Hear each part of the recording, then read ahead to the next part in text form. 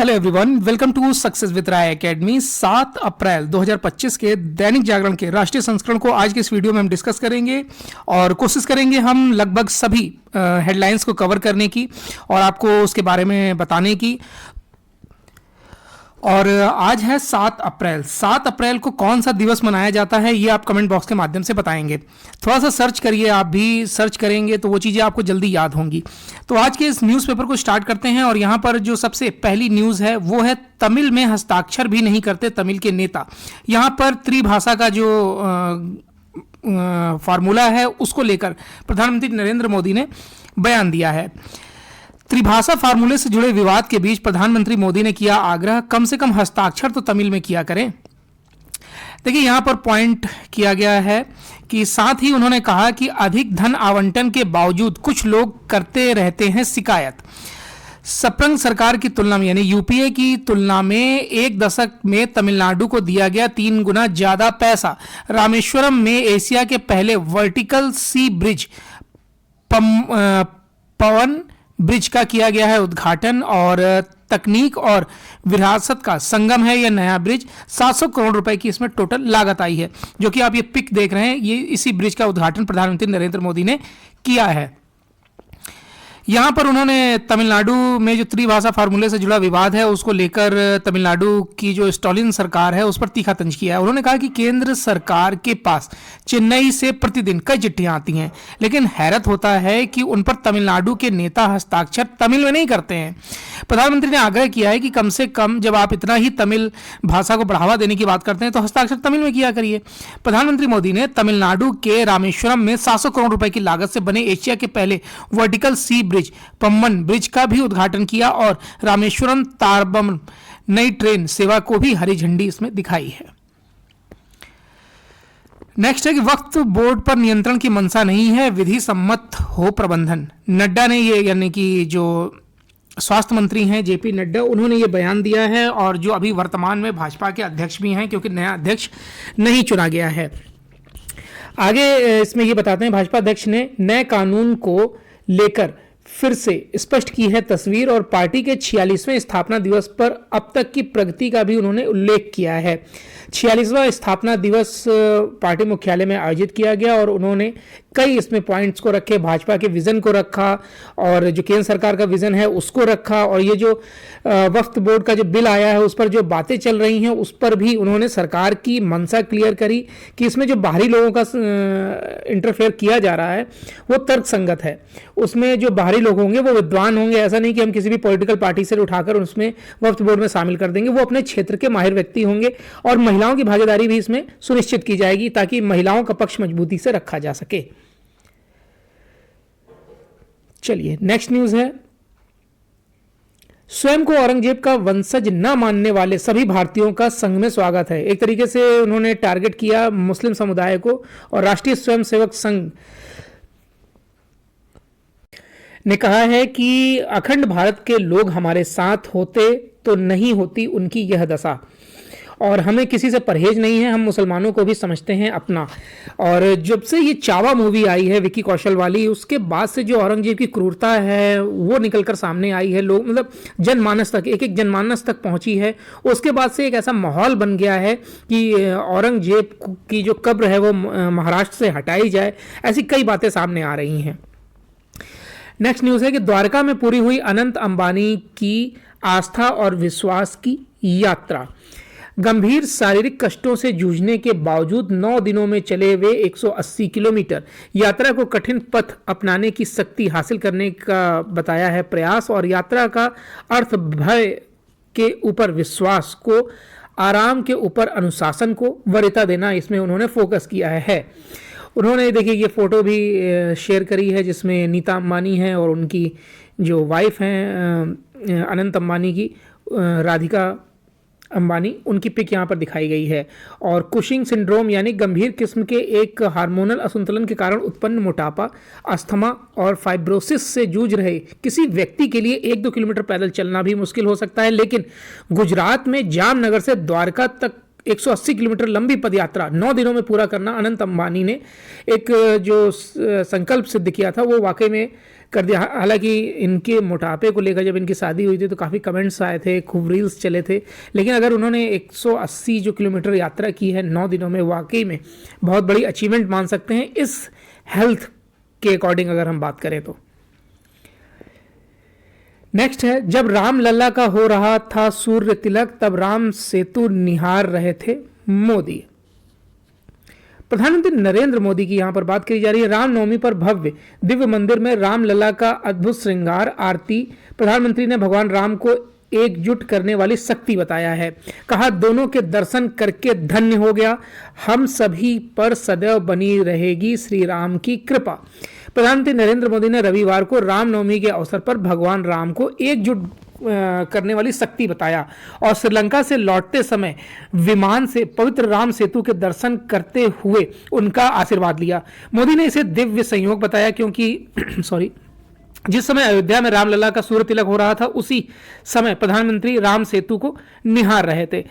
प्रधानमंत्री मोदी ने एक्स पर पोस्ट में कहा कि कुछ समय पहले श्रीलंका से लौटते समय मुझे राम सेतु के दर्शन होने का सौभाग्य मिला। एक दिव्य संयोग की बात है कि उसी समय ये दर्शन मुझे हुआ जब अयोध्या में सूर्य तिलक हो रहा था, आप जैसा पिक में दे रहे हैं। और ये मंदिर इस तरीके से निर्माण भी किया गया है कि सूर्य की पहली किरण जो होगी वो भगवान श्री राम के माथे पर पड़ेगी। नेक्स्ट है कि मालेगांव विस्फोट मामले में सुनवाई कर रहे 5 जज का तबादला। मालेगांव विस्फोट मामले में सुनवाई कर रहे विशेष एनआईए अदालत के जज AK लाहोटी का नासिक तबादला कर दिया गया है। 17 साल पुराने इस मामले की सुनवाई करने वाले लाहोटी 5वें जज हैं जिनका तबादला किया गया है। इससे पहले मामले की सुनवाई करने वाले 4 जजों का स्थानांतरण किया गया था। माना जा रहा है कि जज लाहोटी की अदालत जल्द ही मामले में सुनवाई पूरी करने वाली थी। पीड़ितों का कहना है कि जज के तबादले से न्याय में और देरी होगी। अब ये मामला जो है वो 29 सितंबर 2008 को मुंबई से लगभग 200 किलोमीटर दूर मालेगांव में मस्जिद के पास मोटरसाइकिल पर रख के विस्फोटक उपकरण से विस्फोट होने से 6 लोग जो मारे गए थे और 100 से अधिक लोग घायल हुए थे उसकी ये जांच चल रही है। और प्रज्ञा ठाकुर, लेफ्टिनेंट कर्नल प्रसाद पुरोहित और 5 अन्य पर यह मुकदमा चलाया जा रहा है। अब आते हैं नेक्स्ट न्यूज़ पर जो है दिल्ली की भारत की राजधानी दिल्ली से विधानसभा को ऐतिहासिक धरोहर का दर्जा दिलाने की कोशिश। 1912 में बनाई गई थी 113 साल पुरानी यह इमारत इसी सप्ताह केंद्रीय संस्कृति एवं पर्यटन मंत्री से मिलने जाएंगे विधानसभा अध्यक्ष यानी कि विजेंद्र गुप्ता। दिल्ली विधानसभा की अगर हम हिस्ट्री की बात करें तो ये 1912 का है, लगभग आप देख रहे हैं काफ़ी पुराना है। 113 साल पुराना ये इमारत बताई जा रही है।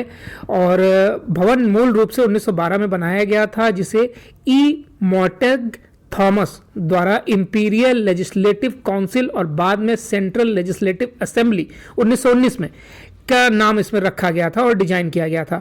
यह व्यवस्था तब तक चली जब तक नई दिल्ली में 18 जनवरी 1927 को संसद भवन का उद्घाटन नहीं हुआ था। विधानसभा भवन को डिजाइन करते हुए इसका 10 एकड़ हिस्सा केवल हरित क्षेत्र के लिए रखा गया था। यहाँ पर फांसी घर भी है जहां पर अंग्रेजों ने कई स्वतंत्रता सेनानियों को फांसी दी थी। तो लाल किला तक एक खुफिया सुरंग भी बनी है। इस तरह यह भवन हमारे स्वतंत्रता आंदोलन से भी जुड़ा हुआ है। पुराना सचिवालय नाम से भी पहचाने जाने वाले इस भवन ने 1 दशक तक सरकार के सचिवालय की भूमिका भी निभाई है।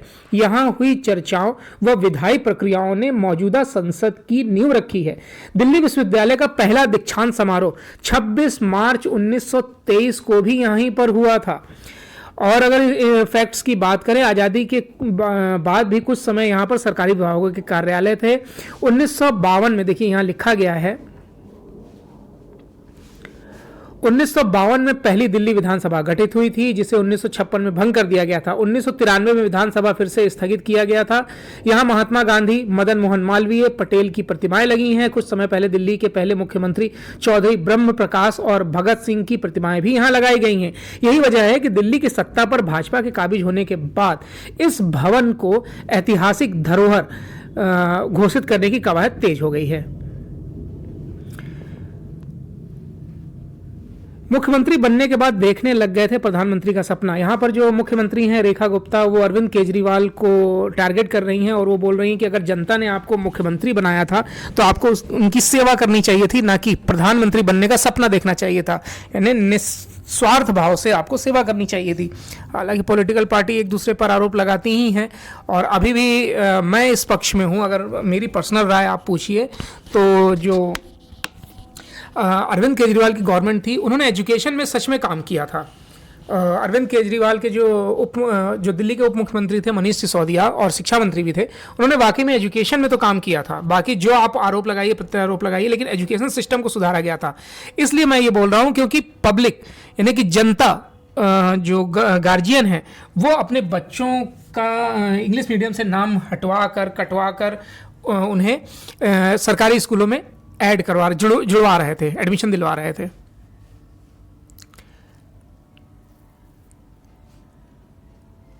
और यहाँ पर आग की न्यूज़, दिल्ली में हर दिन दम तोड़ रहे हैं औसतन 20 शिशु। हर वर्ष भर में 7,000 से अधिक शिशुओं की हो जाती है मौत। शिशु मृत्यु दर भी बढ़ी और ठीक से विकास ना हो पाना, कुपोषण, निमोनिया और सेप्टिसीमिया है मौत का बड़ा कारण।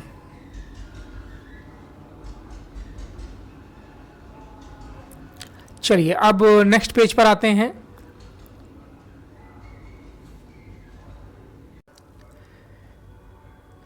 छत्तीसगढ़ में नक्सलियों के खात्मे का खाका तैयार, खुलेंगे 50 नए सुरक्षा कैंप।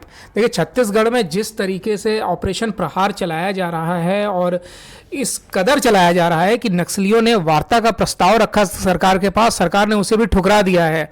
और यहाँ पर टारगेट रखा गया है 31 मार्च 2026, जब महाराष्ट्र, छत्तीसगढ़ और झारखंड जो क्षेत्र हैं जो सबसे ज़्यादा नक्सली प्रभावित हैं, उनको खत्म करने की, नक्सल मुक्त भारत करने की जो प्रतिबद्धता है केंद्र सरकार की, उसमें ये बहुत बड़ा टारगेट सेट किया जा रहा है, ऑपरेशन प्रहार। और दुर्गम इलाकों में भी कैंप लगाया जा रहा है, सुरक्षा कैंप लगाए जा रहे हैं, सिक्योरिटी भेजी जा रही है। हर 6 माह में पूरे राज्य में बनेंगे सिक्योरिटी ग्रिड, हर 5 किलोमीटर पे होगी चौकसी। मतलब किसी भी तरीके से या तो आप आत्मसमर्पण करिए, मुख्य धारा में आइए, वरना अपनी जान धो दीजिए अपने हाथों से। और जंगली और दुर्गम इलाकों में 5 से 25 किलोमीटर उड़ान भरने वाले ड्रोन से भी इसकी निगरानी की जाएगी। परिसीमन प्रक्रिया पर तमिलनाडु की आशंकाओं को दूर करें प्रधानमंत्री नरेंद्र मोदी, ये तमिलनाडु के मुख्यमंत्री स्टालिन ने बोला है। परिसीमन मतलब जब लोकसभा और विधानसभा की सीमाओं में परिवर्तन किया जाता है, उसके लिए एक समिति बनती है कि सीमा को बढ़ाया जाए, लोकसभा सीटों को और बढ़ाया जाए, घटाया जाए, उसको परिसीमन बोलते हैं। उसको लेकर स्टालिन ने, हालांकि तमिलनाडु पे फोकस किया जा रहा है ना, ये चुनाव आयोग के माध्यम से ये फोकस किया जा रहा है कि जो परिसीमा है या फिर जो भी एरिया है उनको बढ़ाया जाए या फिर घटाया जाए, इसको लेकर। तो उसी पर स्टालिन सरकार निर्णय चाहती है, फोकस चाहती है कि केंद्र सरकार इसमें स्पष्ट अपनी बात रखे कि वो चाहती क्या है। उसी को यहाँ पर न्यूज़ में दर्शाया गया है। मई में शुरू होगा सीसीएस के भवनों में मंत्रालयों का स्थानांतरण। शहरी कार्य मंत्रालय ने अधिकारियों के आवागमन को लेकर सर्वे आरंभ किया है। संसद और उसके आसपास बदलेगा सार्वजनिक परिवहन का ढांचा।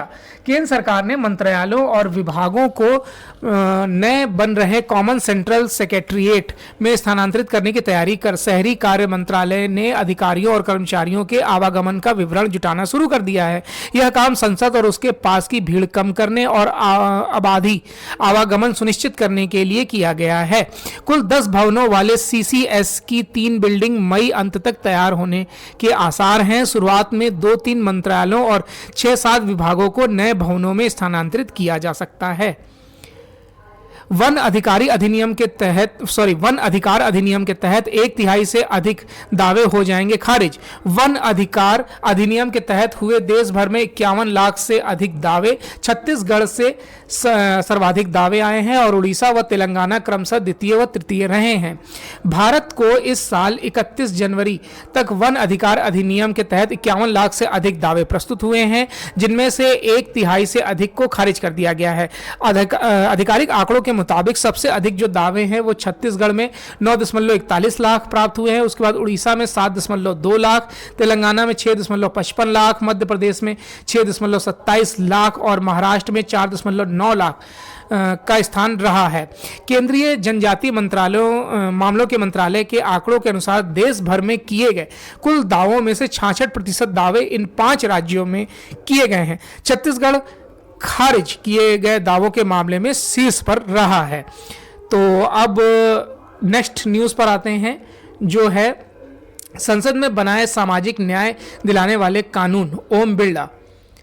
लोकसभा अध्यक्ष ओम बिरला ने रविवार को कहा कि संसद ने हाल के वर्षों में सामाजिक न्याय सुनिश्चित करने वाले कई कानून बनाए हैं। भारतीय संविधान में सभी नागरिकों को समान मानने, उन्हें समान अवसर देने और वंचित और पिछड़े वर्गों को प्रगति की मुख्य धारा में शामिल करने की भावना है। उज्बेकिस्तान के ताशकंद में अंतर संसदीय संघ की 150वीं बैठक में सामाजिक विकास और न्याय के लिए संसदीय प्रयास विषय पर अपने संबोधन में बिरला ने यह बात बोली है। ताशकंद में IPU की 150वीं बैठक में लोकसभा अध्यक्ष ने यह बात बोली है और भारतीय संविधान में है सभी नागरिकों को समान मानने की भावना। नेक्स्ट न्यूज़ है, भारत को नहीं मिला अग्रणी वैश्विक विश्वविद्यालय। संसदीय समिति। भारत को अब तक किसी भी अग्रणी वैश्विक विश्वविद्यालय जैसे कि आईवी लीग संस्थानों से कोई वैश्विक परिसर नहीं मिला है। संसद की एक समिति ने इस पर चिंता जताते हुए कहा है कि भारत को शीर्ष विदेशी विश्वविद्यालयों को आकर्षित करने के लिए अधिक प्रयास करने की जरूरत है। हाल के वर्षों में विदेशी विश्वविद्यालयों की भारत में कैंपस खोलने की दिलचस्पी बढ़ी है। इसकी एक वजह भारत का बड़ा छात्र वर्ग और सरकार द्वारा सहयोगी कार्यक्रमों में व संयुक्त डिग्री पाठ्यक्रमों को बढ़ावा देना है। HAL अब 156 हेलीकॉप्टर के कुछ हिस्से निजी कंपनियों के माध्यम से बनवाएगा। 62,500 करोड़ रुपए की परियोजनाओं में 40% काम निजी उद्योग से कराने की योजना है। इसके लिए जल्द ही निकाले जाएंगे टेंडर। विदेशी कंपनियों पर कम की जाएगी निर्भरता। भारतीय सेना और वायुसेना के लिए 156 हल्के युद्धक हेलीकॉप्टर HCL का ऑर्डर हासिल करने के बाद हिंदुस्तान एरोनॉटिक्स लिमिटेड इस रक्षा सौदे को पूरा करने को 25,000 करोड़ रुपए का कार्यभार निजी कंपनियों से साझा करना चाहता है। यानी वह 156 किलोमीटर हेलीकॉप्टर बनाने के लिए देश की निजी कंपनियों को काम का कुछ हिस्सा आउटसोर्स करेगा। विगत शुक्रवार को सुरक्षा मामलों की कैबिनेट कमेटी ने यह प्रस्ताव पारित किया है। भारत और अमेरिका ने किया संयुक्त सैन्य अभ्यास टाइगर ट्रायम्फ।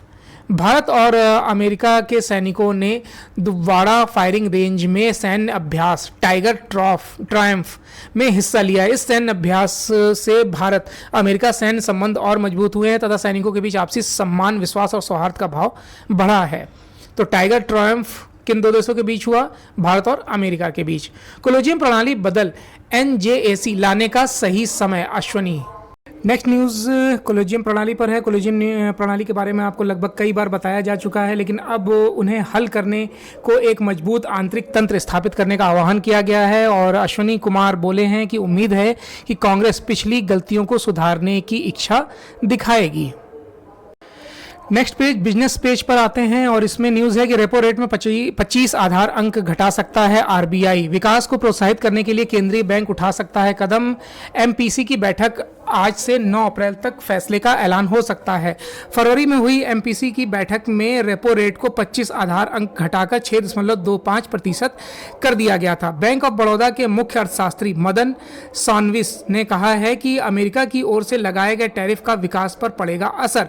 रेपो रेट क्या होता है? जिस पर RBI बैंकों को उधार देता है, और रिवर्स रेपो रेट क्या होता है? जब RBI बैंकों से उधार लेता है। तो इसका असर जरूर आज भी मार्केट पे भी पड़ा है। मार्केट आज डाउनफॉल पर है। उसके बाद आते हैं FMCG कंपनियों का ग्रामीण क्षेत्रों में प्रदर्शन शहरों से बेहतर रहा है।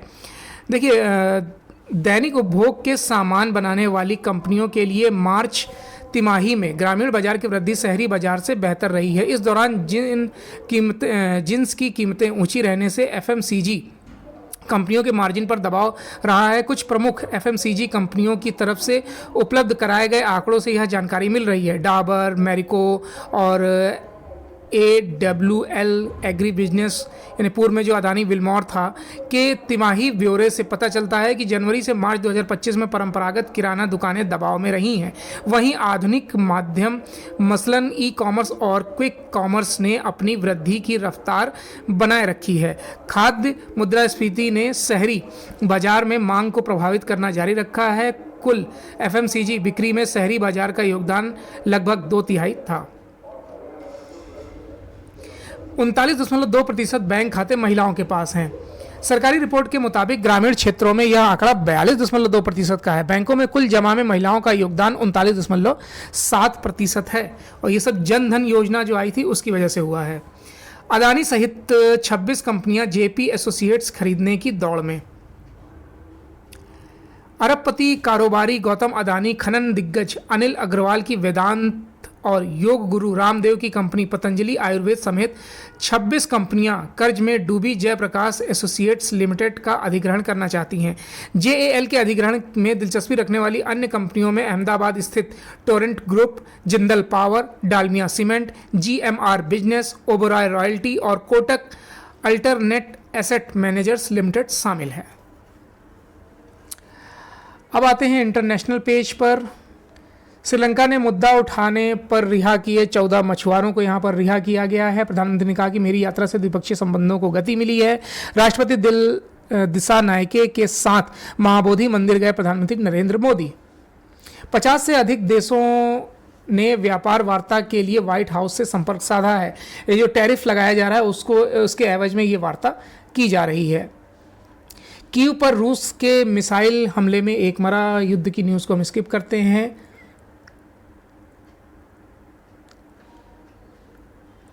सैंड मास्टर पुरस्कार से सम्मानित पहले भारतीय बने सुदर्शन पटनायक। विश्व प्रसिद्ध सैंड आर्टिस्ट सुदर्शन पटनायक को फ्रेड डॉरिंगटन सैंड मास्टर पुरस्कार से सम्मानित किया गया है। सुदर्शन इस प्रतिष्ठित पुरस्कार से सम्मानित होने वाले पहले कलाकार हैं। आपने देखा होगा कि रेत पे वो बहुत बढ़िया बढ़िया डिजाइन बनाते हैं। तो ये आज का यानी 7 अप्रैल 2025 का दैनिक जागरण का राष्ट्रीय संस्करण था। आज ये पेपर आपको काफ़ी लेट मिला, उसके लिए हम क्षमा चाहेंगे। कोशिश करेंगे कल से आपको ये पेपर थोड़ा सा टाइमली मिले, और थोड़ा सा पेपर लेट उपलब्ध भी होता है हमें, तो फोकस करेंगे कि आपको ये पेपर 9 साढ़े 9 बजे तक उपलब्ध हो जाए, क्योंकि पहले हम इंडियन एक्सप्रेस का एडिटोरियल पेज डिस्कस करते हैं, उसमें भी हमें समय लगता है। लेकिन चैनल का मोटिव आपको अच्छी और गुणवत्तापूर्ण शिक्षा उपलब्ध कराना है, आप अपने प्रयासों में सफल हो सकें, ये हमारा मोटिव है। तो ये वीडियो कैसा लगा जरूर बताइएगा। वीडियो देखने के लिए बहुत बहुत धन्यवाद।